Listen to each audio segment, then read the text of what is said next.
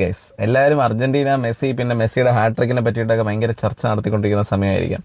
Fan fight എല്ലാം നടക്കുന്ന സമയമാണ്. പക്ഷെ ഞാൻ ഇന്ന് ശ്രദ്ധിച്ചത് വേറൊരു കാര്യമാണ്.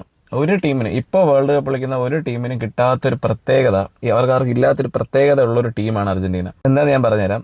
ഞാൻ ക്രിക്കറ്റിന്റെ ഒക്കെ കോച്ചിങ്ങിന് പോയിട്ടുള്ള ഒരാളാണ്. അപ്പം നമ്മൾ ഏതെങ്കിലും ഒരു സമയത്ത് നമ്മളെ ഭയങ്കരമായിട്ട് നന്നായിട്ട് കോച്ച് ചെയ്തുകൊണ്ടിരിക്കുന്ന ഒരാൾ നമ്മുടെ കൂടെ ടീമിൽ കളിക്കാനുണ്ടായിരുന്നെങ്കിൽ നമുക്കുള്ളൊരു ഫീൽ ഉണ്ടല്ലോ. അതായത് അങ്ങനെ നമുക്ക് നമ്മുടെ ടീമിലുണ്ടായിരുന്നെങ്കിൽ നമുക്ക് ഭയങ്കരമായിട്ട് പെർഫോം ചെയ്യാൻ പറ്റിയേനെ. നമ്മുടെ കോച്ചും കൂടെ കളിക്കാനുണ്ടായിരുന്നെങ്കിൽ അത് നമ്മൾ വെറുതെ എങ്കിലും ഒന്ന് ആഗ്രഹിച്ചിട്ടുണ്ട് ആ സമയത്തൊക്കെ. അങ്ങനെ ഒരു ഭാഗ്യം അർജന്റീന ടീമിനുണ്ട്. ശരിക്കും അർജന്റീന ടീമിന് 2 കോച്ചസ് ഉണ്ട്. ഒന്ന് ലയണൽ സ്കലോണിയും ഒന്ന് ലയണൽ മെസ്സിയുമാണ്. ഇവർ കോ പ്ലെയേഴ്സും ആയിരുന്നു ഒരു സമയത്ത്.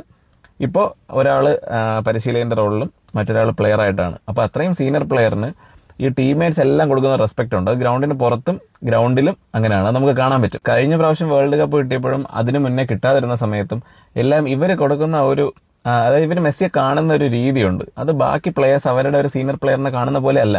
അതിൽ ഒരുപാട് വ്യത്യാസമുണ്ട്.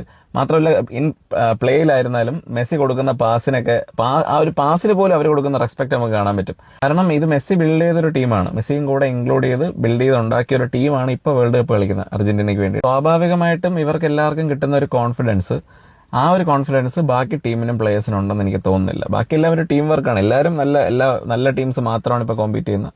48 ടീംസ് നല്ലതാണ്. പക്ഷെ അതിൽ ഏറ്റവും പ്രത്യേകത അർജന്റീനയ്ക്ക് വരാനായിട്ടുള്ളൊരു എനിക്ക് തോന്നിയിട്ടുള്ള ഒരു റീസൺ ഇപ്പോൾ ഈ പറഞ്ഞതാണ്.